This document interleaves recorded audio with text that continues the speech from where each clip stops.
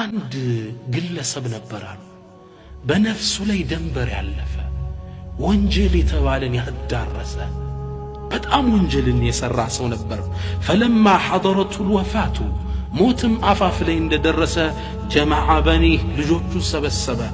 وقال ልጆች አላቸው ያ በንየ إذا أنا مت እኔ ከሞትኩ فحرقوني አቃጥሉኝ حتى إذا صرت فحما ልክ ፍም ሆኜ ወደ አመድነት ስቀየር ፈስሐቁኒ ፍጩኝ አላቸው።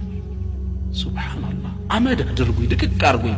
فإذا كان يوم ريح عاصف ከባድ አውሎ ንፋስ ያለበት ቀን ሲሆን ፈዝሩኒ በትሩኝ ፈዝሩኒ እስፊ ፊል በር ከፈለውን መሬት ላይ በትኑኝ ንፋስ በጣም ኃያል በሆነበት ቀን ላይ ወንስፊ ፊል ባህር ከፈለውን ደግሞ ወንዝ ውስጥ በትኑኝ ብትንትን ብሎ እንዲጠፋ ነው እሱ የፈለገ።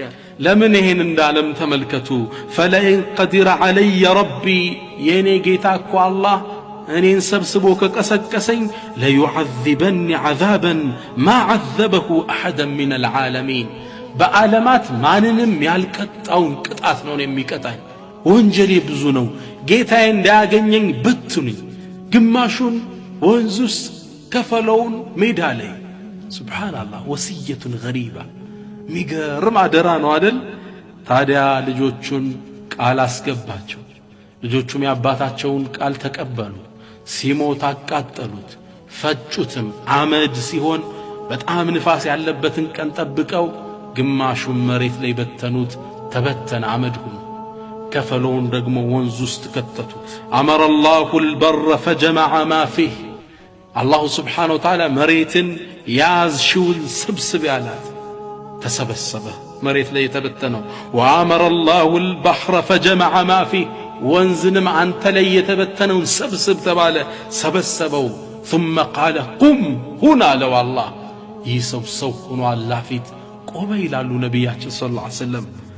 ከዛም አላሁ ስብሓነሁ ወተዓላ فقال عبدي ما حملك على ذلك ባሪያዬ አሁን ያደረከውን ድርጊት ለምንድነው እንዲህ ለማድረግ የወሰንከው አለው። قال من خشيتك يا رب ጌታዬ ፈርቼ ነዋ